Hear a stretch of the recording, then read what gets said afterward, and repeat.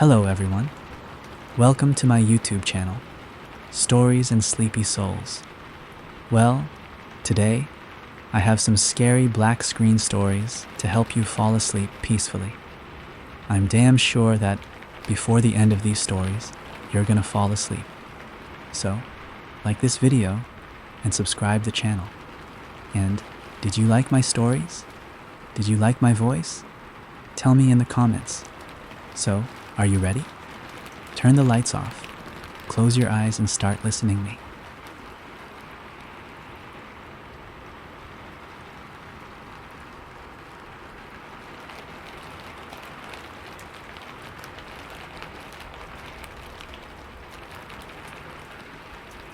It was a dreary autumn afternoon when Claire Simmons, a weary journalist from the city, arrived at the old rest house deep in the woods.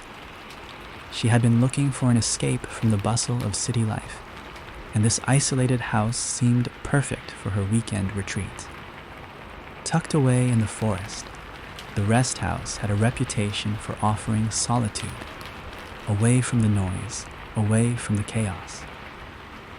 As Claire drove along the narrow, winding path leading to the house, the air grew colder and the trees thickened.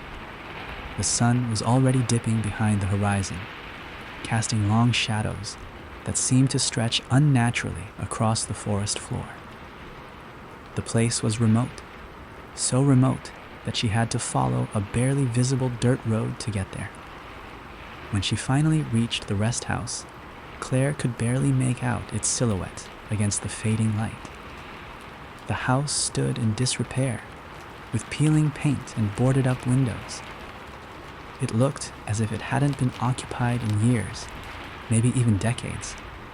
Her instincts screamed for her to turn around and leave, but something held her there. Maybe it was the allure of silence, or maybe it was the pull of adventure.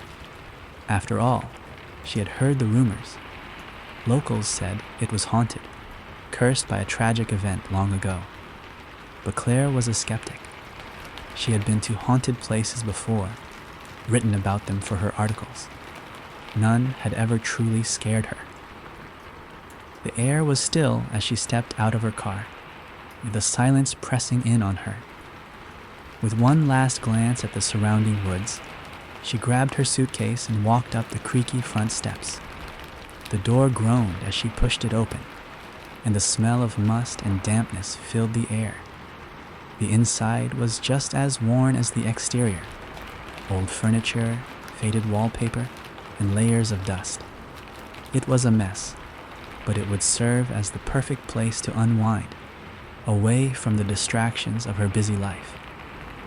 Claire unpacked quickly, and as night fell, she lit a fire in the old stone fireplace. She poured herself a glass of wine, settling into the armchair by the crackling fire. The sound of the wind howling outside, the crackling of the fire, and the eerie silence of the house were all she could hear. The isolation felt oppressive, but it was also peaceful in a way. But as the night wore on, an unsettling feeling settled over her. Every now and then, she thought she heard a faint whisper, like someone was standing just behind her, too close. She spun around, heart pounding, but there was no one there. She brushed it off, blaming the isolation, the stress of her city life. But that night, as she lay in bed, the whispers returned. This time, they were louder, clearer. Claire. The voice was faint, almost like a breath on her ear. She bolted upright, her heart racing. But there was no one, only the shadows, pressing in from all sides. The next morning, Claire tried to convince herself that it was just her imagination, the effects of too much wine, or maybe the house settling. But as the day stretched into evening, the strange occurrences began again. This time, there was no mistaking it. A cold breeze swept through the room, causing the fire to flicker and the shadows to dance. The lights began to flicker, as though something was interfering with the power supply. Claire stood up, annoyed. She wasn't one to be easily spooked, but something about this house felt wrong. She decided to explore the rest house to distract herself. The place was even more unsettling in the daylight. Old portraits lined the walls, faces frozen in time, their eyes following her every movement. The floors creaked underfoot as if the house itself was alive, watching her. Claire's eyes fell on the door leading to the attic. It was slightly ajar. Curiosity got the better of her, and she pushed it open. The attic was dark, filled with old, forgotten items. Dusty furniture, old trunks, and piles of yellowed newspapers. She began to sift through them, looking for something, anything, to explain the strange atmosphere.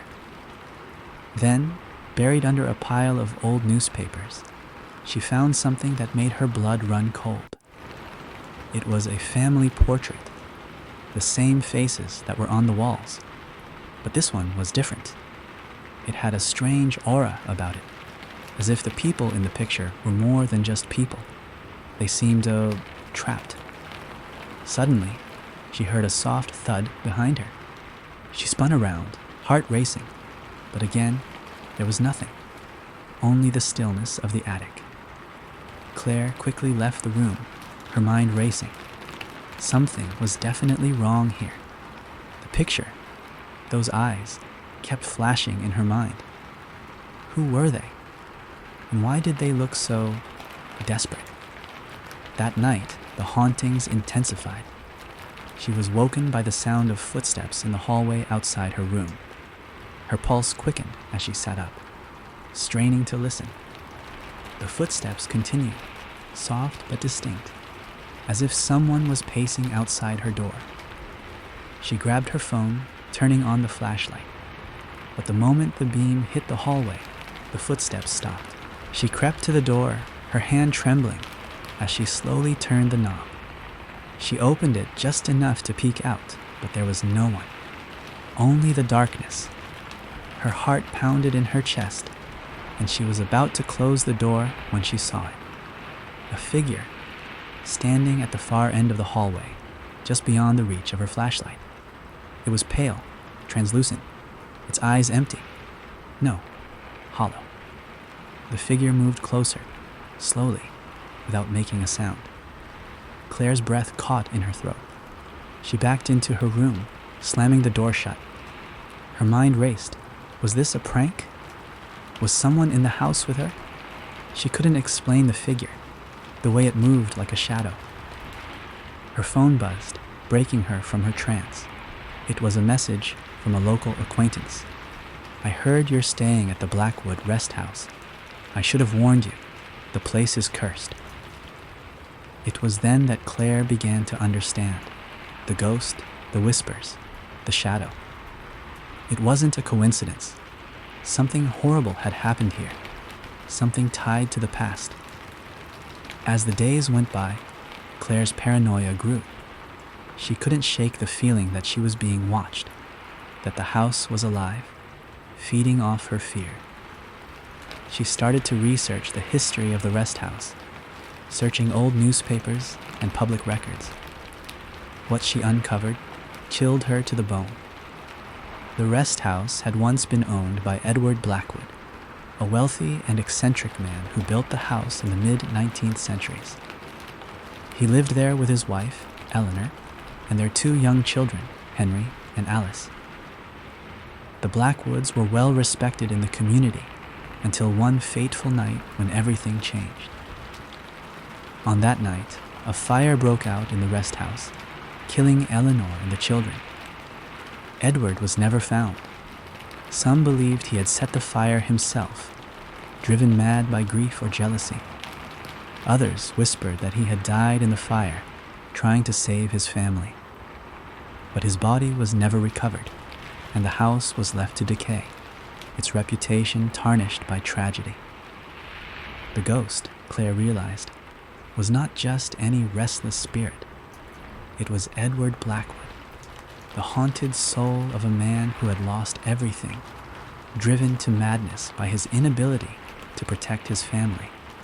The more Claire delved into the history, the more she realized that the house had always been a place of sorrow, a place where tragedy lingered in every creaking floorboard, every whisper in the walls.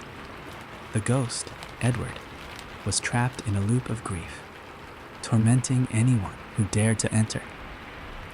As night fell once again, Claire knew she couldn't stay any longer. The house had worn her down, mentally, emotionally, physically. She had to leave. But when she tried to pack, the house seemed to fight her. The door slammed shut, trapping her inside. The windows, which had been open just moments before, were now sealed tight. The air grew colder, and Claire heard it again. The footsteps, the whispers, the unmistakable sound of someone moving in the shadows. And then she saw him again, Edward Blackwood, standing at the end of the hallway, watching her with those hollow eyes. "I didn't mean for it to happen," Edward's voice echoed in her mind, distorted, agonized. "I couldn't save them. I couldn't save them." Claire's heart raced as she realized this wasn't just a ghost seeking vengeance. It was a soul crying for redemption. Edward was trapped in his own guilt, unable to move on, unable to let go of the past. The only way to escape, Claire understood, was to help him. She spoke aloud, her voice shaking with fear.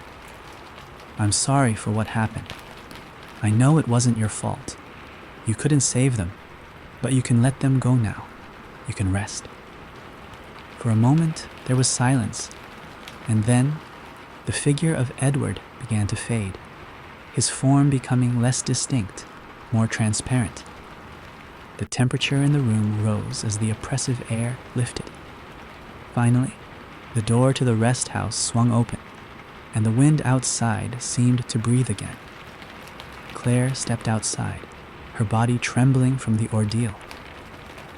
As she looked back at the rest house, she saw one final glimpse of Edward's figure in the window, his face serene for the first time. With the sun rising on the horizon, Claire left the cursed place behind, the rest house now silent and still. She knew that Edward's spirit had finally found peace, but she also knew she would never forget the terrifying week she had spent in the Blackwood rest house. Claire drove away from the Blackwood rest house, the sun casting long shadows on the dirt road behind her. The weight of the ordeal still lingered in her chest, her mind replaying Edward's anguished words. She thought she was free, but as she reached the edge of the forest, her car sputtered to a halt. The engine coughed and died, leaving her stranded in the encroaching twilight. Panic set in as Claire stepped out of the car. The woods felt different now, darker, denser, as if they were alive.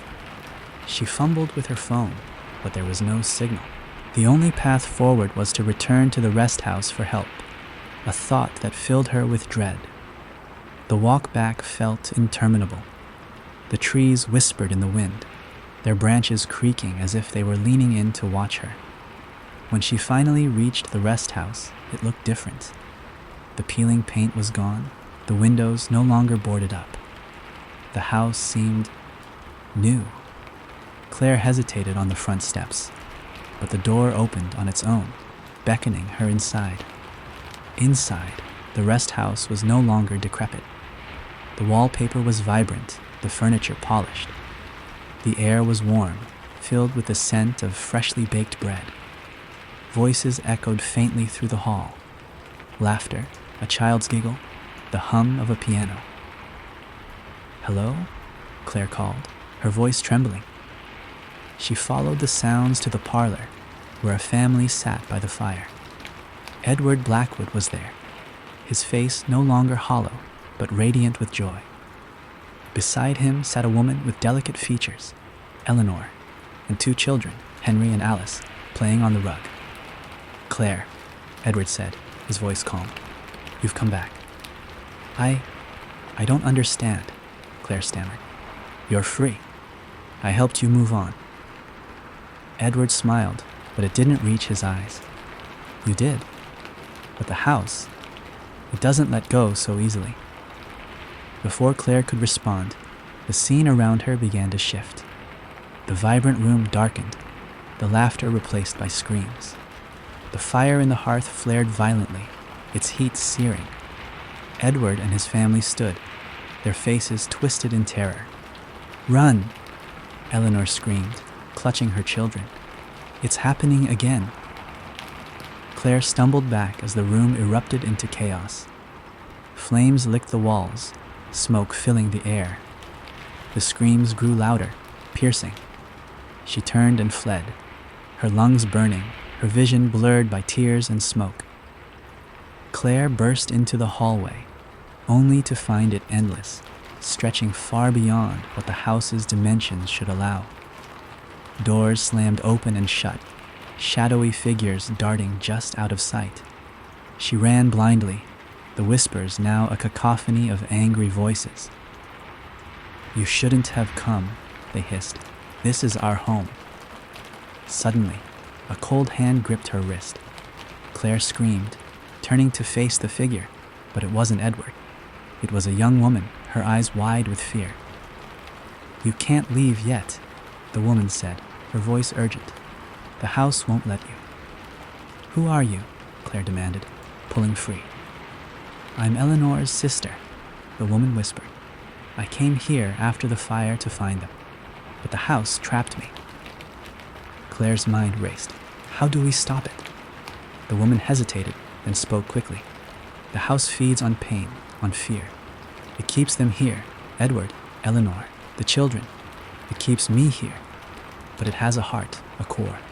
You have to destroy it." "What core? Where is it?" Claire asked.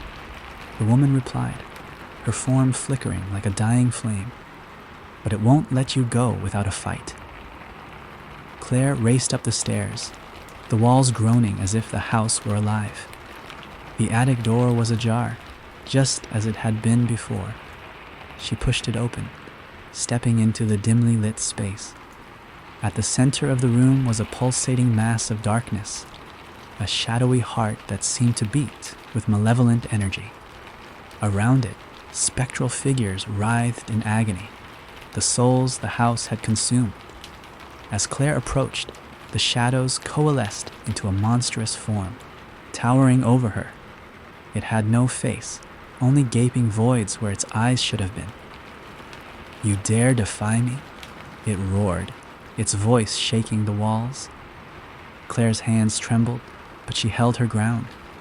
She spotted a rusted candlestick nearby and grabbed it, wielding it like a weapon. The creature lunged at her, its claws swiping through the air. She dodged, striking at the dark mass with all her strength. The shadow shrieked, its form splintering. The attic filled with blinding light as the dark heart began to crack. Claire struck again and again, each blow weakening the creature. With one final swing, the heart shattered, releasing a burst of energy that knocked Claire to the floor. The screams of the trapped souls turned into sighs of relief as they ascended into the light, their torment finally over. When Claire woke, the rest house was gone. In its place was an empty clearing, the forest eerily quiet. Her car was parked nearby, its engine purring softly as if it had never stalled. She climbed into the car and drove away, the events of the past days etched into her memory. As she reached the edge of the forest, she glanced in the rearview mirror. For a moment, she saw Edward and his family standing in the clearing, their faces peaceful. Edward raised a hand in silent thanks before they faded into the morning mist. Claire never wrote about her experience at the Blackwood Rest House. Some stories, she realized, were too dark to share. But every autumn, when the leaves began to fall and the air grew cold, she couldn't help but think of Edward, of the house, and of the souls who had finally found peace. I'm from New Hampshire back in my early 20s. I lived about 30 minutes outside Manchester. I had a girlfriend of 2 years that I had just broken up with, It was a strange time in my life, the kind where you're sort of wandering, figuring things out, maybe looking for meaning without realizing it. My grandmother was extremely religious and would attend liturgy religiously. No pun intended. After my grandfather passed away, I started going to church with her every Sunday. I tagged along partly to support her, and partly because I felt like maybe I needed a bit of grounding myself. My grandfather had been a decorated veteran, well known and respected in our community, and losing him left a huge hole in her life. Even though she was grieving, her faith was unshaken. She told me that she knew he was finally reunited with the Lord, and I could see how much comfort that gave her. I admired it.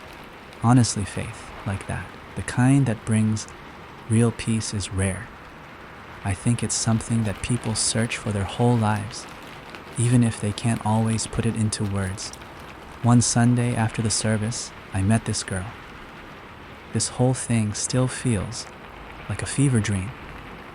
I'd never seen her around before, which was unusual, since our community was close-knit, especially at church. She was striking with dark curly hair and deep hazel eyes. I waited for the service to be over and approached. Her part of me was just attracted to her. But there was another part of me that was just curious about seeing someone new there, especially someone that looked around my age. We started talking, and the spark was definitely there. I'm sure everyone knows what I'm talking about, where you just meet someone and immediately feel connection. Her name was Kaylee, and she had a kind of quiet, mysterious charm, and I found myself drawn in. I kept trying to ask her specific questions about her past, like family and home life, but she would crack jokes and tell me I'd have to take her out for those answers. I actually really enjoyed the banter. After a little playful nagging, she told me that her family recently moved to the area, and she went to college nearby, which explained why I had never seen her before. By the time we wrapped up, I managed to get her number, and I was kind of riding the high of meeting someone new. Over the next week, we texted pretty frequently and exchanged social media. I remember scrolling through her Instagram, at one point surprised that she had so few followers. I preferred that, though. The last thing anyone wants is to fall in love with someone that the whole world knows. We talked about a lot of things, and she eventually opened up more about her family. I don't want to say too much, but her situation wasn't great. Her stepfather was a nasty alcoholic and frequently mistreated both her and her mother. Her biological father was substantially worse, though she wouldn't give me specific details, but apparently they had to move to get away from him. She transferred schools and everything, leaving everyone and everything she had known behind. I didn't want to overstep and ask her about her father. I was just glad she was opening up to me, as much as I loved the calculated mystique. It was nice to get to know her on a more personal level. I neglected to coordinate a date with her just yet, because I figured I'd see her at church. The following Sunday, she was there again. I took it as a sign and asked her on a date after the service. She didn't hesitate. She just smiled and said yes, and we made plans to meet up later that week. I spent the rest of the week thinking about her, nervous about our first date. When the night finally came, we kept things simple. We saw a movie and grabbed a bite to eat. Nothing fancy, just an easy night where we can talk and get to know each other even more. I honestly thought it was going really well. She was a great listener, and she seemed genuinely interested, which was refreshing. I didn't want the night to end just yet. So after dinner, I suggested going for a little drive, thinking it'd give us a chance to keep talking without the noise of a restaurant around us. So we hit the highway, driving out of town a bit. We were driving along one of those roads that was technically a highway, but looked more like a normal 2-lane road. It was windy, and there were trees on either side of it. Everything was perfect. It's crazy how things can change in an instant. What I am about to describe to you is something I will never be able to purge from my mind out of nowhere. She started speaking, but it wasn't in English. Her words were fast mumbled and sounded like French or something close to it. At first, I thought she was maybe joking or testing me, but then I noticed her eyes. They rolled back, leaving only the whites. I swerved the car and almost crashed into the barrier. My heart started pounding because it looked like she was in some kind of trance or having a seizure. I got a hold of myself and pulled over to the shoulder, trying to stay calm. At that point, I was internally panicking. I fumbled for my phone and called for an ambulance, not knowing what to say other than, I thought she was having a seizure. As I waited, I kept checking on her, unsure if she even knew where she was. She was still talking, and her head seemed to be vibrating. I didn't know what the hell to do. I didn't want to touch her, but I felt like I had to do something. I had never been more terrified in my entire life than, just as suddenly as it had started, it was over. She snapped her head to look at me and shut her mouth. She blinked with her eyes going back to normal, and she gave me this wild, wide-eyed expression. I will never forget that look as long as I live. Before I could say a word, she threw open the car door and literally sprinted, full speed into the woods. I'll say that again. She literally ran into the woods. I was trying to make sense of what just happened, but I just couldn't move. My head was spinning, and I'm pretty sure my hands were still trembling. I sat in that position until the cops and paramedics showed up. I told them everything, even though it sounded insane. Every detail about the way her eyes looked and how she'd run off. They nodded and took my statement, assuring me that they'd try their best to find her. I must have looked insane, but they took me seriously enough. After that night, though, she was gone. I never saw her again. I looked for her at church, but she never showed up. Her Instagram was deleted, and she had apparently blocked my number. It was worse than that. I got a friend to text her number, and it apparently had been erased. No amount of internet stalking ever turned anything up. I even asked people at the church if they knew her, but no one did. I don't know what happened to her, and I'm not sure I'll ever know. I don't live there anymore, and my memory of home is kind of messed up because of the incident.